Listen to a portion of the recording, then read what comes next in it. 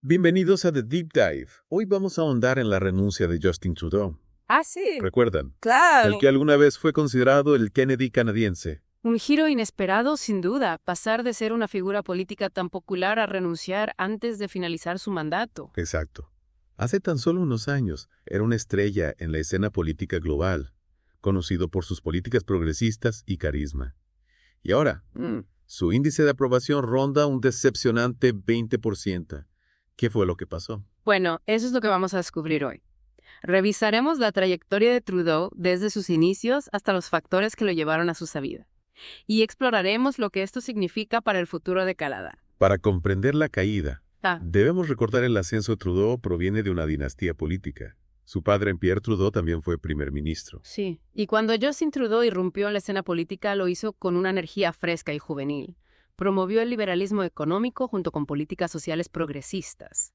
Una combinación que resonó en muchos canadienses, especialmente los votantes más jóvenes. Y al principio parecía funcionar. Ganó las elecciones de 2015, formando un gobierno de mayoría. Pero luego, las cosas empezaron a cambiar.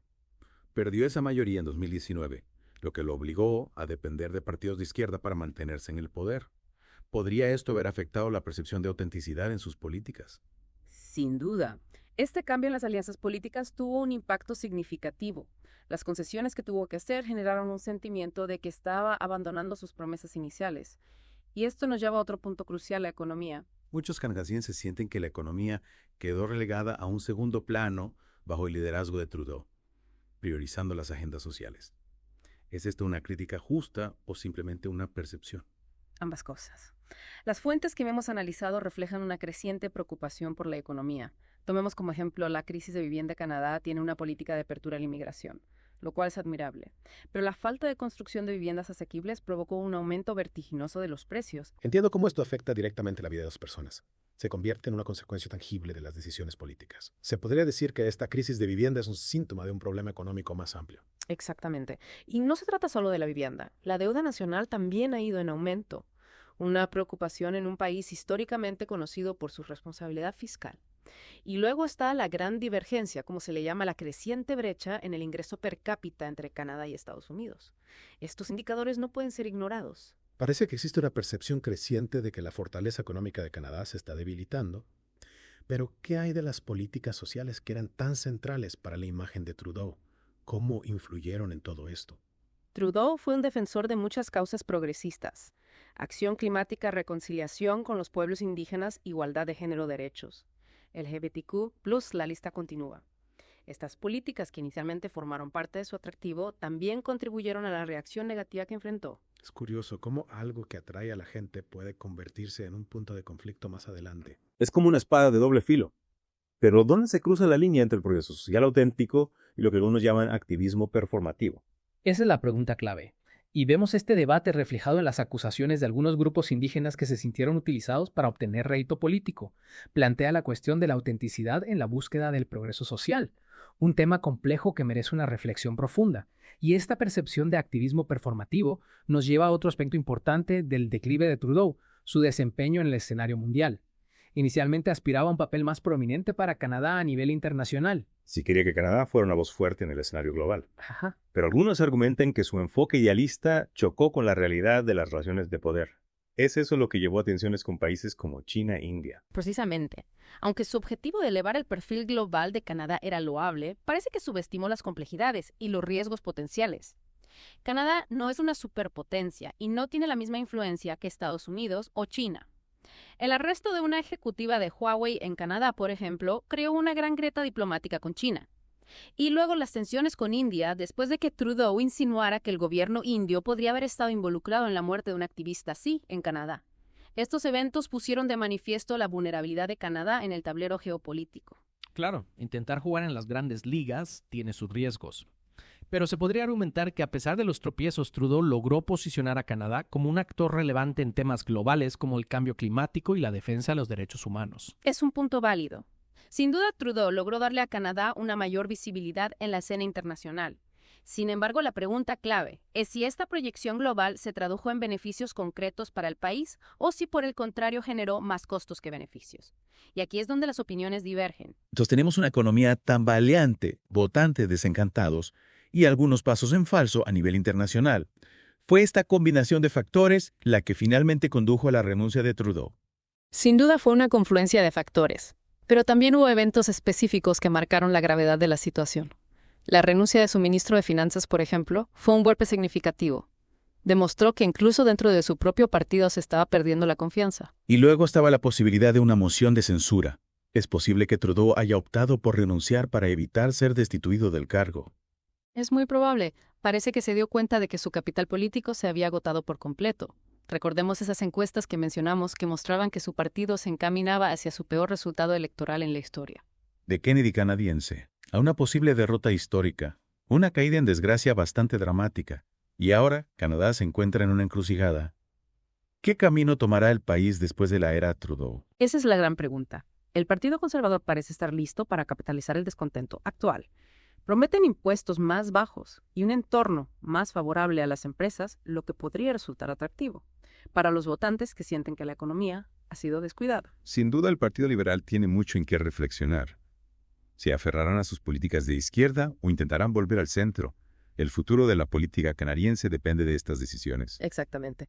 Y este dilema del Partido Liberal refleja una tendencia más amplia en las democracias occidentales. Hemos visto este tipo de reacción contra las políticas progresistas, a menudo etiquetadas como woke, en otras partes del mundo. Es posible que el péndulo haya oscilado demasiado hacia un lado. ¿Están los votantes buscando un enfoque más moderado? ¿O es solo una corrección temporal en el camino hacia un futuro más progresista? Es una pregunta fascinante. Tal vez estamos presenciando una redefinición de lo que significa ser progresista en el siglo XXI. Un reajuste en el que se buscan soluciones pragmáticas a los desafíos del presente, sin renunciar a los valores de justicia social e igualdad. Este análisis me da mucho en qué pensar.